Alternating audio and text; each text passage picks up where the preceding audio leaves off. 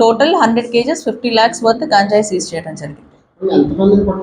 ఇద్దరు అక్యూస్ ని పట్టుకున్నాం, ఇంకా ఇద్దరిని వెరిఫై చేస్తున్నాం, వాళ్ళని కూడా తీసుకొస్తాం. తీసుకెళ్తున్నాం అని చెప్పేసి రౌండ్ అబౌట్ తిరిగి వస్తున్నారు. అలా వస్తూ ఉంటే మనకి ఇన్ఫర్మేషన్ వచ్చి మనం పట్టుకోవడం జరిగింది. ఎవరు ఇందులో ఇన్వాల్వ్డ్ లేరంటే, వీళ్ళు టోటల్ ఆపరేట్ చేసిన గ్యాంగ్ అంతా హైదరాబాద్ నుంచి చెందిన వాళ్ళే. వీళ్ళ మీద ప్రీవియస్ అఫెన్సెస్ ఏమీ లేవు, బట్ ఎడ్యుకేషన్ అయితే ఏమీ కాదు. డ్రైవర్స్ వీళ్ళిద్దరు. ఏదన్నా ఎంప్లాయ్మెంట్ ఉంటే చూడమని చెప్పేసి అడిగితే గాంజాయి ట్రాన్స్పోర్ట్ అని చెప్పేసి హ్యాండ్లర్స్ యూజ్ చేయడం జరిగింది. కోటపాడు మండలం అనకాపల్లి డిస్ట్రిక్ట్లో 4వ తారీఖున అరౌండ్ ఈవినింగ్ 5 o'clockకి వెహికల్ చెకింగ్ చేస్తున్నాము. Based on information from SB vehicle checking చేస్తూ ఉంటే ఒక సఫారీ కార్ ఎంపీ రిజిస్ట్రేషన్తో ఉన్న కార్లో 100 kgs గాంజా దొరకడం జరిగింది. దాంట్లో మేము ఇద్దరు అక్యూజ్ని అరెస్ట్ చేయడం జరిగింది. ఒకడు కర్ణాటక అతను, ఒకటి తెలంగాణ అతను. వీళ్ళిద్దరూ మల్కాన్గిరి, ఒరిస్సా వెళ్ళి గాంజాయి తీసుకుని వయా చెల్లావారి కల్లాలు వస్తూ ఉంటే ఆన్ ఇన్ఫర్మేషన్ వాళ్ళని క్యాచ్ చేయడం జరిగింది. Total 100 kgs ganja, 3 mobile phones and vehicle seize చేయడం జరిగింది ఈ టోటల్ అఫెన్స్లో.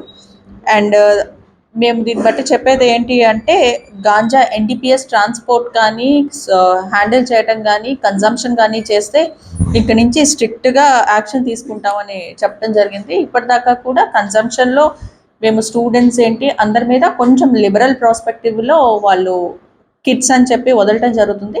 ఇక నుంచి as per instructions from senior officers ఎవరైతే కన్జ్యూమర్స్ ఉన్నారో వాళ్ళ మీద కూడా స్ట్రిక్ట్ యాక్షన్ తీసుకోవటం జరుగుతుంది.